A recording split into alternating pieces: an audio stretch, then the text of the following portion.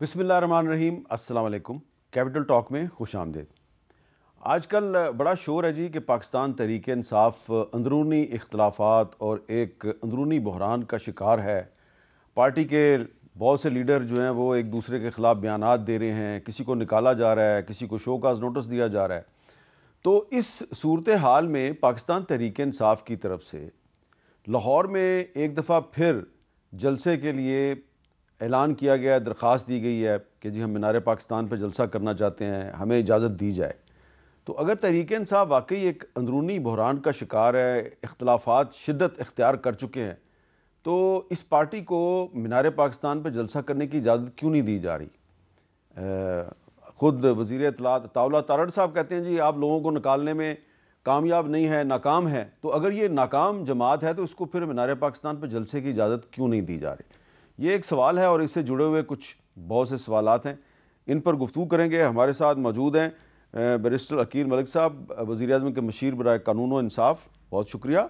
और senator barrister Ali Zafar साहब, किसी तारुफ के मुताज नहीं, सेनेट में PTI के पार्लिमानी लीडर हैं। तो दो बैरिस्टर आज हमारे साथ हैं और इन दोनों बैरिस्टरों की मौजूदगी का हम फ़ायदा उठाएँगे। और एक और भी इशू है कि इस्लामाबाद हाई कोर्ट के 5 जजेज़ ने अपने ही साथी 3 जजेज़ के बारे में एक दरख्वास्त दी है सीनियरिटी के इशू पे, और वो रिलीफ मांग रहे हैं, उस पर भी बात करेंगे।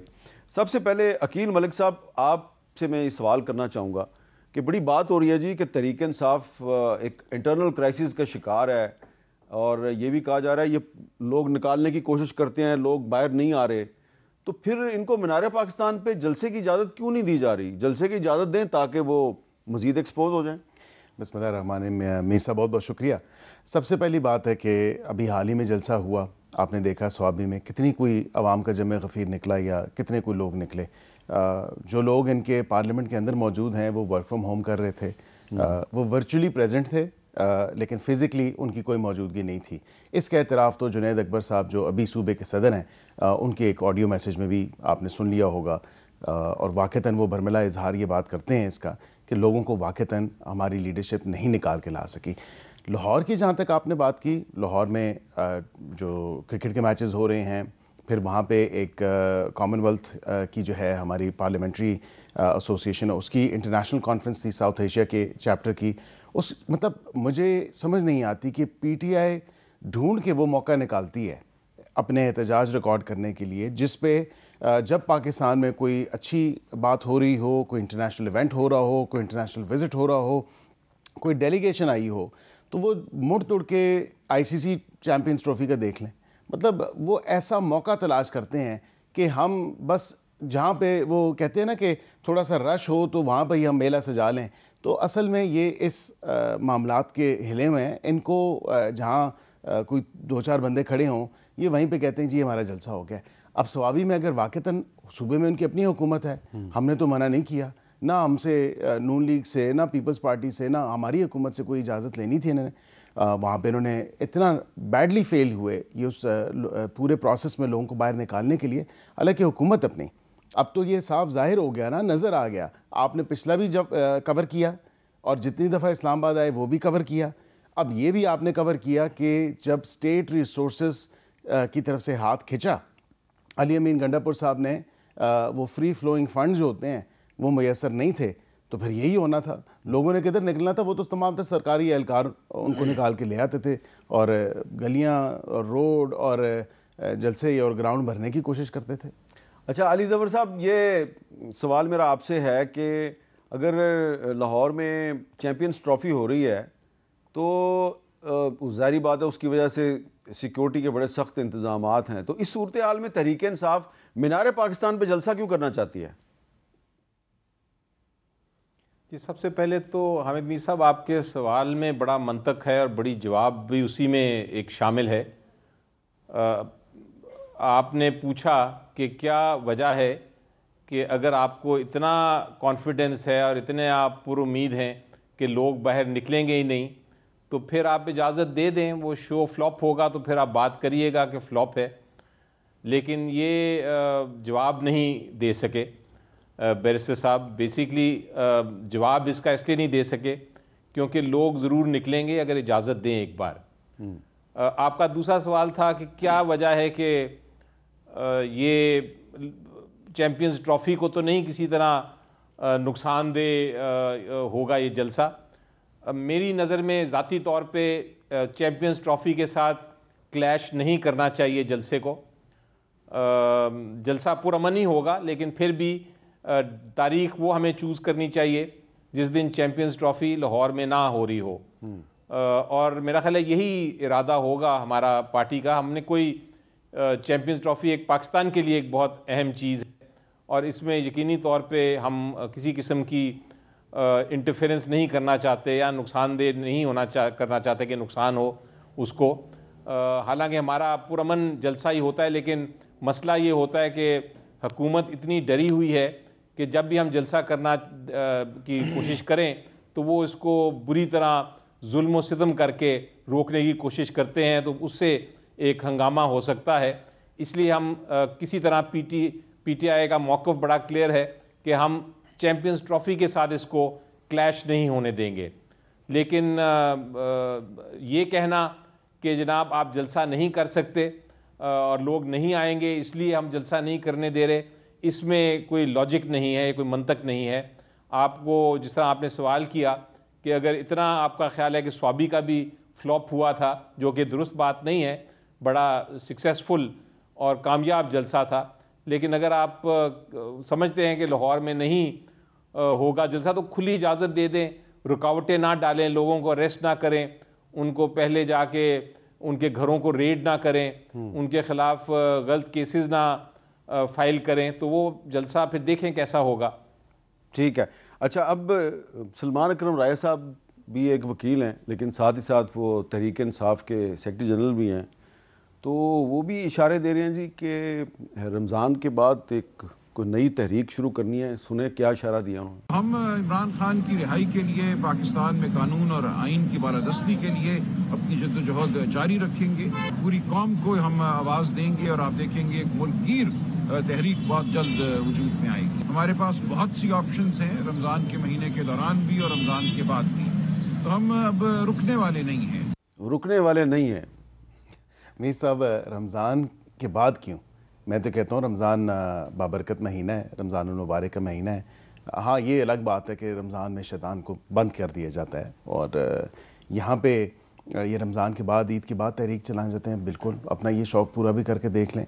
पहले भी कितनी दफ़ा इस्लामाबाद की तरफ आए, बग़ैर इजाज़त के आए, तोड़ फोड़ की, फिर हमने संजानी की इनको इजाज़त दी, लेकिन अब ये पुराने वक्तों के हिले में है, डी चौक के हिले में है। अब ये डी चौक आना चाहते थे, ये तो पॉसिबल नहीं हो सकता ना। अब ये बता नहीं रहे कि मुल्कगीर अगर एहतजाज करना है तो इनका हदफ क्या है। ये नहीं बता रहे कि ये पार्लियामेंट के बाहर आएंगे, ये नहीं बता रहे कि ये डी चौक आएंगे या ये संजाने के लिए कोई इजाज़त मांगेंगे या ये दोबारा सूबा KPK में चले जाएंगे। तो इनका एहतजाज तो ऐसा ही है कि आए रोज़ ये एहतजाज करते हैं, लेकिन इनका एहतजाज का ना कोई सिर है ना कोई पैर है। और एहतजाज की अब यकीन जाने कि इनके अपने वर्कर्स भी, इनकी अपनी पार्टी के लोग भी जो हैं वो तंग आ चुके हैं इनके ये बेवजह के, बेफजूल, बेतुके किस्म के एहतजाज जो ये कर रहे हैं। लेकिन आपकी पार्टी भी तो जवाबी जलसे शुरू कर गई है ना, उसने नारोवाल में जलसा किया है। देखें, वो एक अजीम शान जलसा था और जलसा क्या था, बस वो CM साहिबा ने जाना था वहाँ पे और वहाँ पे अवाम का एक जमे गफ़ीर इकट्ठा हुआ था। किसी को पैसे दे के नहीं लाया गया, किसी को मिन्नत करके नहीं लाया गया। ये प्यार था उस डिस्ट्रिक्ट के लोगों का, उस शहर के लोगों का, जो अपनी तरफ जो खींचा CM की तरफ जो है वो अट्रैक्ट हैं। और ज़ाहिरी बात है कि नौजवान जो हैं वो उनसे रेजोनेट कर रहे हैं। मज़ीद जलसे भी करेंगे आप? देखिए, वहाँ पे ये एक्सपेक्टेड नहीं था कि इतनी ज़्यादा आवाम के एक जमे गफ़ीर आ जाएगा। वो गाय बगाए यूनिवर्सिटीज़ में भी जा रही हैं, प्रोजेक्ट्स लॉन्च भी कर रही हैं, स्कॉलरशिप्स भी दे रही हैं, लैपटॉप्स भी दे रही हैं, ई-बाइक्स भी दे रही हैं। जिधर जिधर वो ऐलानात कर रही हैं तो लोगों को अपनी तरफ माइल कर रही हैं, बिलखुसूस नौजवानों को अपनी तरफ माइल कर रही हैं कि नौजवानों के हाथ में कलम, नौजवानों के हाथ में किताब, नौजवानों के हाथ में लैपटॉप, ना कि डंडे, सोटे, हथियार और गुलेले। अब ये तो आपके सामने मैंने पैरिटी ड्रॉ कर दी ना कि ये एक सियासी जमात जो है वो गुलेले भी देती है, वो डंडे भी देती है, वो पत्थर भी देती है, वो शेल्स भी देती है, लेकिन एक तरफ एक सूबे की CM जिसको दूसरे सूबों के बच्चे भी नौजवान राब्ता कर रहे हैं और वो कहते हैं कि जी हमारे सूबे में भी आप स्कॉलरशिप्स दें, आप हमारे सूबे में भी लैपटॉप्स दें, आप हमारे सूबे में भी किताबें दें और जदीद टेक्नोलॉजी दें। अच्छा अली ज़फ़र साहब, इस पर क्या कहेंगे कि मरियम नवाज शरीफ साहब भी जलसे करती हैं लेकिन वो लैपटॉप बांटती हैं, लेकिन तहरीक इंसाफ जो है वो गुलेलें बांटती हैं नौजवानों में? जी ऐसी बात नहीं है। हकीकत ये है हामिद मीर साहब के पंजाब में आपको यानी पीटीआई को जलसे नहीं करने दिए जा रहे। हर किस्म इतनी खौफज़दा है हुकूमत के, हर किस्म का जो महल डिक्टेटरशिप में भी शायद ऐसे नहीं होते थे हरबे इस्तेमाल जो किए जा रहे हैं। अगर आप देखें डिस्क्रिमिनेशन देखें और ये कॉन्ट्रडिक्शन देखें जो इनके बयान में है हुकूमत के, एक तरफ वो कहते हैं हम जलसे कर सकते हैं, हम अज़ीमुशान जलसे करते हैं और हम करते रहेंगे, लेकिन पीटीआई जो है वो जलसा नहीं कर सकती। ये जब कोई इस तरह की बात करे और फिर डिफेंड करने की कोशिश करे इस किस्म की कॉन्ट्रडिक्शन को और डिस्क्रिमिनेशन को, तो मेरे पास तो और कोई जवाब नहीं सिवाय ये कहने के कि आप हमें करने तो दें। आप एक तरफ कहते हैं कि आप लोग कर नहीं सकते जलसे, लोग नहीं आएंगे, दूसरी तरफ कहते हैं कि ओहो आप अगर आ गए तो बड़ा प्रॉब्लम होगा और हम कर सकते हैं, हम बड़े अच्छे लोग हैं, हम हमारे साथ अवाम है। ये कॉन्ट्रडिक्शन जो है ये बड़ी वाज़ेह है और लोग जो हैं वो बेवकूफ़ नहीं, वो समझते हैं, वो देख रहे हैं, वो जानते हैं कि क्या कुछ हो रहा है, तशद्दुद जुल्म जो हमारे पीटीआई के वर्कर्स हैं। उसके बावजूद आपने देखा कि जब इमरान खान साहब ने जेल से कॉल दी तो पूरे पाकिस्तान में, ना सिर्फ पंजाब में, सिंध में, ना सिर्फ केपीके में, पूरे पाकिस्तान में लोगों ने अपनी छोटे छोटे बेशक जलसे और जुलूस निकाले, लेकिन थ्रू आउट पाकिस्तान निकाले।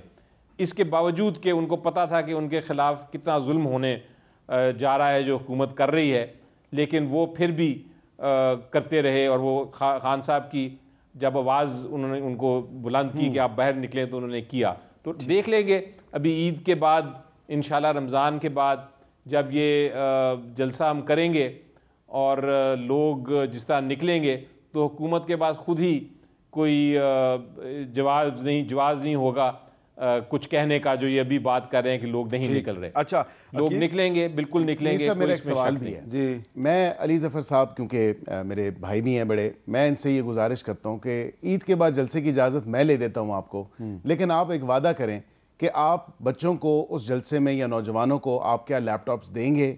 आप अगर स्कॉलरशिप्स देंगे और लैपटॉप्स देंगे तो फिर डेफिनेटली मैं आप चाहते हैं तहरीक इंसाफ वाले जो हैं वो अपनी जाती जेब से दें? सूबे में हुकूमत है ना केपी में। अच्छा, पंजाब केपी से यहाँ पे आए, वो यहाँ के बिल्कुल केपी के बच्चों को दे दें, यहाँ पे भी केपी के बच्चे पूछ लेते हैं। जी अली ज़फ़र साहब ये कहते हैं जी कि मैं आपको इजाज़त लेके दूंगा मीनार पाकिस्तान पे जलसे की, लेकिन आप वहाँ पे बच्चों में लैपटॉप तकसीम करें, स्कॉलरशिप्स भी। चले आप मैं इसका जवाब ये देता हूँ कि आप हमें यहाँ इजाज़त दे दें जलसा करने की, हम केपी में जो लैपटॉप्स हैं हम लैपटॉप्स दे देंगे बच्चों को। अच्छा, अब लेकिन आप इजाज़त तो दीजिए। चले केपी की बात बाद में करते हैं ना, पहले पंजाब जो है वो उसी की बात कर लेते हैं ना। पंजाब की चीफ मिनिस्टर हैं, एक खातून हैं, तो पंजाब ही की जेल में एक 75 साल की खातून है, उसने एक ख़त लिखा है, उसका नाम डॉक्टर यास्मीन राशिद है। उसने चीफ जस्टिस ऑफ पाकिस्तान को एक ख़त लिखा है, हैंड रिटन ख़त है जी, और वो कह रही हैं जी कि मेरी उम्र 75 साल है और मैं पिछले 22 महीने से जेल में हूँ और मैंने अपनी इलेक्शन पिटीशन फाइल की हुई है NA 130 लाहौर से, और मेरी पिटीशन जो है वो इतना अरसा गुजर गया और वो फिक्स ही नहीं होती। आप मुझे इंसाफ दें। तो आप नहीं समझते कि इतनी ज़बरदस्त पॉपुलैरिटी के दावे कर रहे हैं आप मरियम नवाज शरीफ साहबा के, तो अगर वो इतनी पॉपुलर हैं तो ये इलेक्शन कमीशन जो है ये पिटीशन को क्यों नहीं निपटा रहा? ये काम मरियम नवाज शरीफ का तो नहीं है। मरियम नवाज शरीफ तो सूबे की चीफ मिनिस्टर हैं, कोई जज या जूरी तो नहीं है। अब वहाँ पे जो तो इसीलिए उन्होंने ख़त चीफ जस्टिस को लिखा है, लेकिन वहाँ पे जो ट्राइब्यूनल है और ट्राइब्यूनल्स फ़ाल हैं, ट्राइब्यूनल्स काम कर रहे हैं। मैं आपको पिंडी डिस्ट्रिक्ट के हवाले से बता सकता हूँ कि बिल्कुल ट्राइब्यूनल काम कर रहा है। बलूचिस्तान के हवाले से बता सकता हूँ कि ट्राइब्यूनल ने डिस्पोज ऑफ किए। 180 दिन में ट्रिब्यूनल ने काम करना होता है, बिल्कुल, लेकिन ये तो 180 दिन से बहुत ऊपर गुजर गया। आप ये पूछ लें कि PTI के दौरा हुकूमत में 4.5 साल जो है पिटिशनों के फैसले नहीं हुए थे। फिर अगर आपने करना ही है ये तो फिर 2018 और 24 को साथ में ला के ही आपको पढ़ना पड़ेगा, और साथ एक सिमिलर पोजीशन में, ये जक्स्टा पोजीशन में, हम अक्सर वकालत में ये लफ्ज़ यूज़ करते हैं, उसी पोजीशन में आपको देखना पड़ेगा दोनों को एक पैरिटी के साथ। ये नहीं हो सकता कि अभी पिटिशंस के डिमांड किया जाए, क्योंकि कानून में लिखा है, बिल्कुल लिखा है, मैं एग्री करता हूँ 180 दिन में होना चाहिए इसका फ़ैसला, लेकिन डिले क्यों कॉज हुआ? डिले तो ये हुआ ना कि उस वक़्त के हाई कोर्ट के चीफ जस्टिस जो थे, उन्होंने कहा नहीं, ये मेरा इस्तिकाक है, ये मेरी स्वाबदीद है कि मैं आपको कितने जज स्पेयर करूँगा, और वो जज कौन कौन से ट्राइब्यूनल्स के होंगे। हालांकि ये इस्तिकाक कानून और आइन में जो लिखा हुआ है, ये मीर साहब इलेक्शन कमीशन ऑफ पाकिस्तान का है, वो रिक्वेस्ट कर सकते हैं कि हम रिक्वेजिशन भेजिए कि आप अपने जजेस, हमें जो सर्विंग जजेस हैं, हाजिर जो जजेस हैं, वो ट्राइब्यूनल्स के लिए आप स्पेयर करें। वो फिर उनका इस्तिकाक को कितने कर सकते हैं चीफ जस्टिस साहब उस मुतलका हाई कोर्ट के, लेकिन ये कहीं नहीं लिखा कि वही, और ये एट लेंथ भी डिस्कस हुआ कि वो बताएं कि ये फ़लान ट्राइब्यूनल का होगा, ये फ़लान ट्राइब्यूनल के ही जज साहब होंगे। अच्छा अली ज़फ़र साहब, ये सिर्फ डॉक्टर यास्मीन राशिद साहबा का ही केस है या और भी पिटिशंस हैं इस तरह की तहरीक इंसाफ की जो कि इल्तवा का शिकार हैं? और ये क्या बैरिस्टर अकील मलिक साहब का कहना दुरुस्त है कि ये जो मामला है इसका बराह रास्त ताल्लुक जो है वो चीफ जस्टिस से तो नहीं बनता, ये तो इलेक्शन कमीशन ऑफ पाकिस्तान और ट्रिब्यूनल का मामला है? जी देखें, सबसे पहले तो 80 से ज़्यादा पिटिशनें हैं जो इस वक्त पेंडिंग हैं और जिनमें कोई समाअत नहीं हो रही। यास्मीन राशिद साहब का जो केस है वो एक महल तारीख़ी केस है कि वो जेल में पड़ी हैं और उनका कोई रसाई नहीं हो रही, कोई उनके खिलाफ इल्ज़ाम भी नहीं है, अभी उनका ट्रायल भी नहीं शुरू हुआ, लेकिन वो जेल में हैं और उनका कोई रसाई नहीं। अब जहाँ तक ये कहना कि ट्राइब्यूनल्स का क्या इंचार्ज कौन है, तो इसकी थोड़ी सी स्टोरी मैं आपको बताता हूँ। जो कहानी असल है वो ये है कि पहले चीफ जस्टिस साहब ने ट्राइब्यूनल्स बनाए और अच्छे जज साहिबान उन ट्राइब्यूनल्स में लगाए जिन्होंने समाअत भी शुरू कर दी, और उनका इरादा ये था कि 180 दिन में हम ये केस ख़त्म करेंगे। इलेक्शन कमीशन ऑफ पाकिस्तान ने कहा कि जनाब ये हमें पसंद नहीं, ये जज साहिबान जो इतनी दुरुस्त तरीके से केस चला रहे हैं, हम चाहते हैं कि कोई हम रिटायर्ड जजेस ले आएँ। ये झगड़ा काफ़ी देर चलता रहा और फिर हुकूमत इनके इलेक्शन कमीशन ऑफ पाकिस्तान की एक तरह से मदद करने के लिए आ गई और उन्होंने एक कानून बुलडोज़ कर दिया। उस कानून में उन्होंने ये कह दिया कि अब जो हम ट्राइब्यूनल के जजेस बनाएंगे वो इलेक्शन कमीशन ऑफ पाकिस्तान की मर्ज़ी से होंगे और वो रिटायर्ड जजेस भी आ सकते हैं, और ये कानून बुलडोज़ किया गया एक दिन में। तो एक तरह से हुकूमत मुलव्विस है इस सारे मामले में, क्योंकि अब वो रिटायर्ड जजेस हैं, वो पता नहीं ट्राइब्यूनल बैठ रहे हैं नहीं बैठ रहे, उन केसों की समाअत हो रही है नहीं हो रही, कई ट्राइब्यूनल खाली पड़े हैं, अभी तक जजेस ही नहीं लगे। तो ये सारा जो डिले है वो सिर्फ इसलिए हुकूमत कर रही है कि उनको पता है कि अगर वाकई ही केसेस चले और उनमें शहादतें आईं तो ये जो हुकूमत है ये ख़त्म हो जाएगी, और जो 80 से ज़्यादा लोग हैं जिन्होंने पिटिशनें फ़ाइल की हैं उसमें से अगर 50% भी जीत के केस आ गए और वो आ गए पार्लियामेंट में, तो ये हुकूमत ख़ुद ब खुद चली जाएगी, क्योंकि हमारी फिर एक तरह से खुद ही मेजॉरिटी हो जाएगी। तो ये मसला है, ये चूँकि अपनी हुकूमत बचा रहे हैं, इन्होंने कानून साजी की, कानून साजी करके ये सारा मामला जो इलेक्शन ट्राइब्यूनल्स का इसको डिले किया।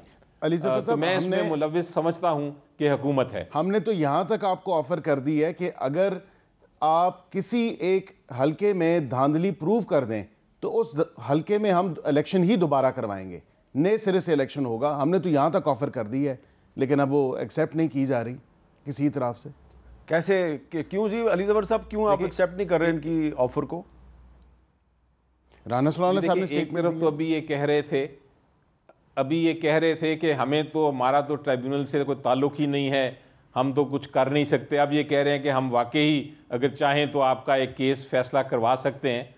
तो चलें, अगर ये वाकई जेन्युइन है तो एक केस हम उठा लेते हैं, लाहौर से उठा लेते हैं, पिंडी से उठा लेते हैं, इस्लामाबाद से उठा लेते हैं, जहाँ से भी उठाना चाहते हैं ये बता दें कौन सा केस ये चाहते हैं कि हम केस चलाएं। और अगर वाकई इनका कंट्रोल इतना ज़्यादा है ट्राइब्यूनल के ऊपर, नहीं, ट्राइब्यूनल पे कंट्रोल नहीं का डायरेक्ट कर सकते हैं, तो फिर कर दें। तो वो ये आप घुमा फिरा रहे हैं तो तमाम दर बात को। अली ज़फ़र साहब, मैंने कहा, राना सनाउल्लाह साहब की भी स्टेटमेंट है और उन्होंने भी कहा हम यही कह रहे हैं कि आप जिस हलके पे कहते हैं कि यहाँ पे धांधली हुई है, वहाँ पे अगर आप प्रूव कर दें तो वहाँ पे उस हलके में जो है दोबारा इलेक्शन हो सकता है। ये जो ख़त है यास्मीन राशिद साहबा, उसमें कह रही हैं कि NA 130 में मैं जीत गई हूँ, तो वो कह रही हैं तो आप वहाँ पे करवा दें इलेक्शन। नहीं, वो उनके कहने से थोड़ी वो जीती हैं। हाँ। ये तो फॉर्म 45 और उन्होंने जिक्र किया है, ये देखिए वो कह रही हैं अकॉर्डिंग टू जो है वो लिख रही हैं according to form 45 I have won those elections, I have challenged the results in the election tribunal but to no. लेकिन मीर साहब ये भी बात है कि ये फॉर्म 45 जो हैं ये बाकी दीगर कैंडिडेट तो कोई नहीं लेके गया, किसी ने चैलेंज नहीं किया, सिर्फ PTI के कैंडिडेट्स ने किया है। तो ये कहाँ से आए हैं फॉर्म 45? क्योंकि इलेक्शन कमीशन ऑफ पाकिस्तान के पास जो फॉर्म 45 हैं वो तो मैच नहीं करते। अच्छा, फॉर्म 45 ये तो एक बड़ी अहम बात कर दी आपने। अच्छा जी, मैंने एक ब्रेक लेनी है, लेकिन ब्रेक से पहले मैं छोटी सी एक क्लिप चलाऊंगा। कौमी असम्बली के रुकन यूसुफ तालपुर साहब इंतकाल कर गए हैं। वो साबिक वफाकी वज़ीर थे, उनका ताल्लुक पाकिस्तान पीपल्स पार्टी से था। तो हमारे प्रोग्राम कैपिटल टॉक में वो कई दफ़ा तशरीफ़ लाए, उन्होंने हमारे साथ गुफ्तगू की। तो अब वो दुनिया से चले गए हैं, तो हम सिर्फ उनकी याद को ताज़ा करने के लिए एक छोटा सा उनका क्लिप चला रहे हैं। अगर सिर्फ एक चीज़ हम सोच लें, मेरी नज़र में हम पाकिस्तानी हिंदुस्तान में जो लोग हैं उनसे किसी चीज़ में कम नहीं है। मेरी नज़र में हम उनसे आगे हैं। क्या वजह है कि हिंदुस्तान भी उसी दिन आज़ाद हुआ, वो तरक्की कर रहा है। यहाँ पर क्या वजह है जो आज तक हम चीख रहे हैं कि इस मुल्क में जमहूरियत आनी चाहिए। यहाँ पर जो अब हालात हो गए हैं, तो मैं समझता हूँ कि सवाए इसके कि आज जब हम नज़र डालते हैं ख़ुसूसन बलूचिस्तान के ऊपर, और जो बलूचिस्तान में खून बहा है, तो आंखों से खून के आंसू रोते हैं। एक ब्रेक के बाद दोबारा मिलते हैं। कैपिटल टॉक में दोबारा खुश आमदेद। आपको पता है कि वज़ीर आज़म शहबाज शरीफ साहब ने चीफ जस्टिस ऑफ पाकिस्तान के साथ मुलाकात की है, और अब सुप्रीम कोर्ट बार एसोसिएशन के सदर जो हैं वो मियाँ रऊफ़ अता साहब, वो बता रहे हैं जी कि चीफ जस्टिस साहब जो हैं वो अपोजिशन के एक 7 रुकनी वफ़द से भी मुलाकात करेंगे। क्या कहा है जी मियाँ रऊफ़ अता साहब ने, ज़रा सुना। कल प्राइम मिनिस्टर ने चीफ जस्टिस पाकिस्तान से मुलाकात की, तो इस सिलसिले में चीफ जस्टिस पाकिस्तान से पूछा कि क्या मुलाकात हुई है, तो उनका ये फरमाना था, ये प्राइम मिनिस्टर के साथ मुलाकात की है कि किस तरीके से अदलिया में तेज़ी से रिफॉर्म लाई जाएँ। और ये सिर्फ वज़ीर-ए-आज़म तक ये मुलाकातों का सिलसिला नहीं है, ये इसमें अपोजिशन को भी कल एतमाद में लिया जाएगा। अपोजिशन से भी, अपोजिशन के जो तकरीबन मेरे 7 रुकनी जो वफ़द है कल, वो भी उनसे मुलाकात कर रहे हैं। ये बिल्कुल दुरुस्त अमल है। चीफ जस्टिस ने बहुत ही एक राइट ये कदम उठाया है। जी बैरिस्टर अली ज़फ़र साहब, आपसे मेरा सवाल है कि चीफ जस्टिस ऑफ पाकिस्तान ने पहले वज़ीर-ए-आज़म से मुलाकात की, अब वो अपोजिशन के वफ़द से मुलाकात कर रहे हैं, तो क्या चीफ जस्टिस साहब को आप समझते हैं कि इस तरह की जो सियासी मुलाकातें हैं वो करनी चाहिए? जी, सबसे पहले तो मैं बताऊं कि वो ये दुरुस्त बात है कि अपोजिशन को भी चीफ जस्टिस साहब ने बुलाया है। उस डेलीगेशन का मैं हिस्सा भी हूं, और इसीलिए मैं कल सुबह जा रहा हूं इस्लामाबाद उनसे मिलने। उन्होंने अपनी रिहाइशगाह ही बुलाया है, जिस तरह प्राइम मिनिस्टर, अटॉर्नी जनरल और लॉ मिनिस्टर की एक टीम को उन्होंने मुलाकात की थी। एजेंडा भी उन्होंने भेजा है कि उस मीटिंग का एजेंडा क्या है। एजेंडा कानून और जुडिशल सिस्टम और कमर्शियल केसेस और डिजिटलाइजेशन जुडिशरी में, इन सारे मामलात पे एजेंडा दिया हुआ है। कोई महल 10-12 पॉइंट्स हैं जो एजेंडे में शामिल हैं। ये ज़रा है तो अनयूजुअल, यानी कि ये पहले मैंने नहीं देखा कि इस तरह चीफ जस्टिस हुकूमत के वक्फ और फिर अपोजिशन के वक्फ के साथ मिलें। इसके पीछे उनके माइंड में क्या है ये नहीं मुझे मालूम, लेकिन लगता ये है कि शायद उनकी उम्मीद ये है कि जो जुडिशल सिस्टम है उसको ठीक करने के लिए अपोजिशन भी और जो हुकूमत है वो एक ही पेज पे अगर वो ला सकें या उनकी सजेशंस कम से कम ले सकें तो वो बेहतर होगा सिस्टम के लिए। क्योंकि हमारा जो जुडिशल सिस्टम है और हमारे जो अदालतें हैं उनकी रैंकिंग दुनिया में बहुत कमज़ोर समझी जाती है। तो हो सकता है ये उनके माइंड में हो। जिसा मैंने कहा कि इससे पहले मैंने तारीख़ में नहीं देखा, और मेरी नज़र में ये शायद अगर कर रहे हैं वो तो चलें ठीक है, दोनों साइड्स को देख रहे हैं, और बात कर रहे हैं, लेकिन इसको एक रूटीन नहीं बनाना चाहिए।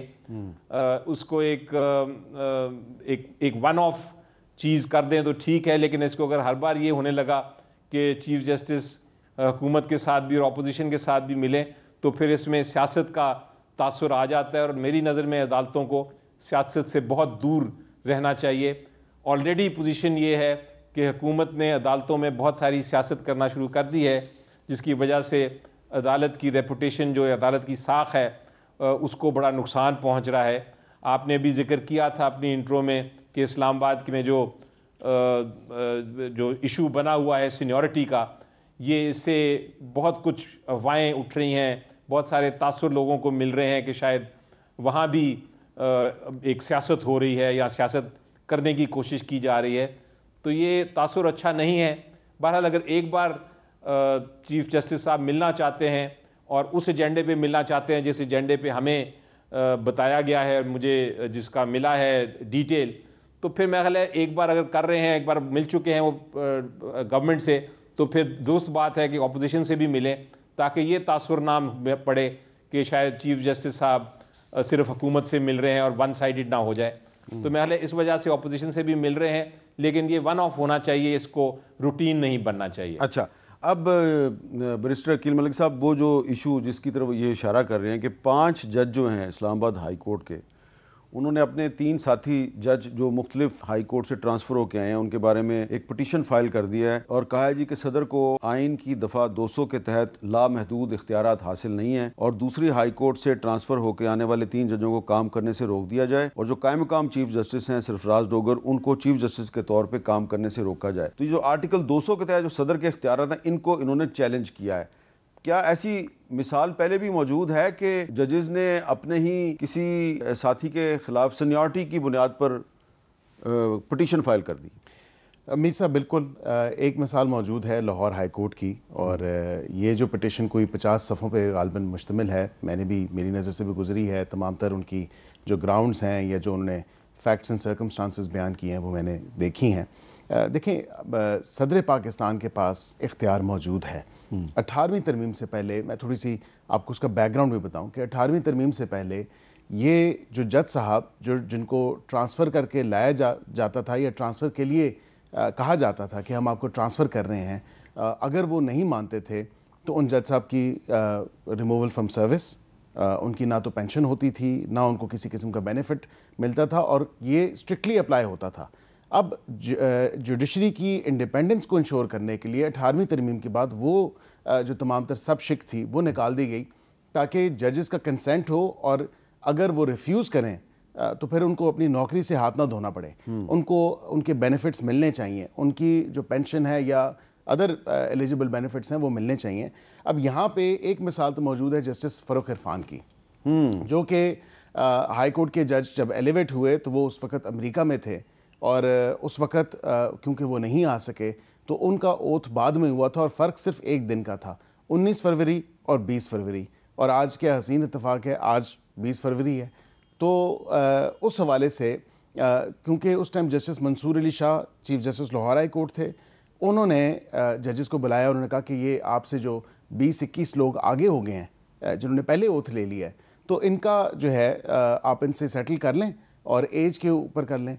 तो फिर ये डिसाइड हुआ, और उस टाइम ये तमाम तर जितने भी लॉ नोइंग लोग थे, जिसमें एडवोकेट जनरल पंजाब भी थे, दीगर लोग भी, उन सब ने इत्तेफाक किया कि जो जज की सीनियरिटी है वो from the date of oath होगी, not from the date of. Mansoor Ali Shah sahab ने फैसला भी लिखा है जी, उस पर उनका एक नोट था, क्योंकि एडमिनिस्ट्रेटिवली उन्होंने तमाम तर ये मामला किया था, जिसको फिर उनके एडमिनिस्ट्रेटिव ऑर्डर को चैलेंज किया सुप्रीम कोर्ट ऑफ पाकिस्तान में, और सुप्रीम कोर्ट ऑफ पाकिस्तान में सुप्रीम कोर्ट ने कहा, जो 5 मेंबर बेंच था, उन्होंने उस पर बड़ा वाज़ेह ऑर्डर है, और ये अली ज़फ़र साहब भी आपको बताएंगे, ये ख़ुद भी प्रैक्टिसिंग लॉयर हैं, कि वहाँ पे उन्होंने कहा कि ये नहीं हो सकता कि आपकी सीनियरिटी जो है हम उधर से शुरू करें, from the date of oath होगी। और यहाँ पे भी आर्टिकल 200 में हमें एक क्लियर डिस्टिंक्शन और तफरीक करनी पड़ेगी कि ट्रांसफ़र और अपॉइंटमेंट में फ़र्क है। ये नहीं हो सकता कि आप एक जज को ट्रांसफ़र करके लेके आएँ और वो फिर ज़ीरो से स्टार्ट करें। यही अगर इन अदर वर्ड्स अगर आपको मैं बताऊं, या ये पोजीशन चेंज कर लें तो इस्लामाबाद हाई कोर्ट से कोई जज बलूचिस्तान या सिंध या केपी ट्रांसफ़र हो तो वो भी सिफर से स्टार्ट नहीं करेगा। ठीक है। तो ओथ लेने की ज़रूरत नहीं है, और उसमें भी जजमेंट में भी ये बात है कि वो from the date of oath seniority तस्वर की जाएगी, और हाई कोर्ट्स पूरे पाकिस्तान के हाई कोर्ट्स हैं। अच्छा जी, मैंने एक ब्रेक लेनी है, ब्रेक के बाद अली ज़फ़र साहब से बात करते हैं। कैपिटल टॉक में दोबारा खुश आमदीद। अली ज़फ़र साहब, अभी आपने सुना कि अकील मलिक साहब ने माजी के एक हाई कोर्ट के फ़ैसले का हवाला दिया है, और उसके मुताबिक अगर देखें तो इनके ख़्याल में जो 5 जजेस इस्लामाबाद हाई कोर्ट के जो रिलीफ मांग रहे हैं वो गलत मांग रहे हैं। जी देखें, हम मीर साहब, एक चीज़ बड़ी वाज़ेह है, अब अदालत ने फ़ैसला कर दिया हुआ है सुप्रीम कोर्ट ने कि आपकी सीनियरिटी जजेस की फ़ैसला होगा जिस दिन उन्होंने ओथ ली है। और अगर एक दिन में 5 जजेस ने ओथ ले ली है तो फिर जो भी उनमें से सबसे एज में सीनियर है उसको सीनियर समझा जाएगा। ये तो कानून वाज़ेह है, इसमें कोई इस वक्त अबहाम नहीं, कोई शक नहीं है।